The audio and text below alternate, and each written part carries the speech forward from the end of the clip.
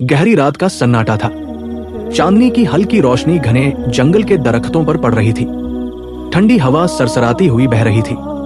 इसी अंधेरे में एक साए जैसा काला घोड़ा दौड़ रहा था।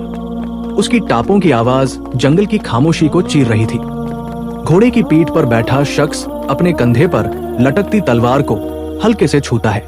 वो कोई आम मुसाफिर नहीं था, वो था राशिद, कुख्यात डाकू। राशिद की आंखों में एक अजीब बेचैनी थी। उसकी कमर से एक बंदूक भी झूल रही थी। लेकिन आज वो किसी अमीर को लूट नहीं पाया था। किसी के पास ज्यादा सोना नहीं मिला, और जो मिला वो उसके लालच के लिए कम था। घोड़े की लगाम खींचकर उसने एक पुराने दरख्त के नीचे डेरा डाल दिया।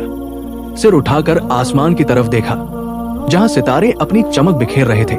उसने ठंडी सांस ली और खुद से बड़बड़ाया, कितना लूटा, कितना जुल्म किया, लेकिन चैन फिर भी नहीं मिला। ये कैसी जिंदगी है? वो पेड़ से टिककर बैठ गया और अंधेरे में अपनी ही परछाई को देखने लगा। अचानक उसकी नजर एक छोटी सी चिड़िया पर पड़ी।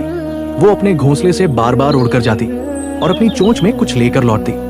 राशिद की आंखें संकरी हो गई। ये चिड़िया बार बार कहाँ जा रही है? उसने गौर से देखा।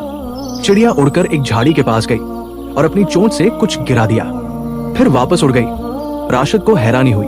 उसने धीरे धीरे झाड़ी की तरफ कदम बढ़ाए। जैसे ही उसने पास जाकर देखा, उसकी आंखें फैल गई। वहां एक अंधा सांप पड़ा था, कमजोर, लाचार, हिलने डुलने तक की ताकत नहीं थी उसमें। लेकिन चिड़िया बार बार आती और अपनी चोंच से उसे दाना खिलाती।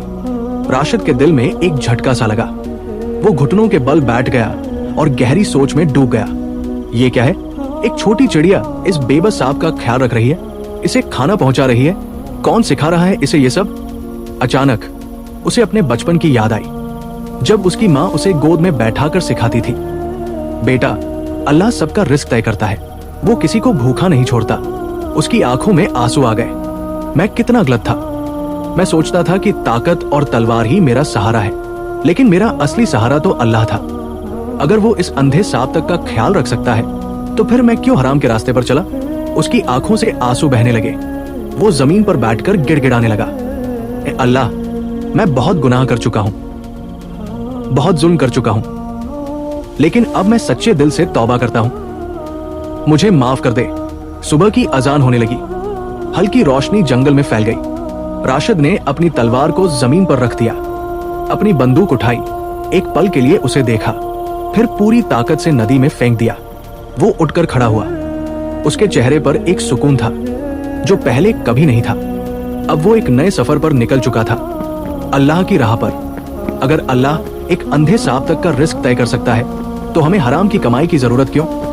तौबा के दरवाजे हमेशा खुले हैं, बस हमें लौटने की हिम्मत करनी चाहिए। अगर आपको ये कहानी पसंद आए तो चैनल को लाइक करें, सब्सक्राइब करें और कमेंट करें कि ये आपको कैसी लगी।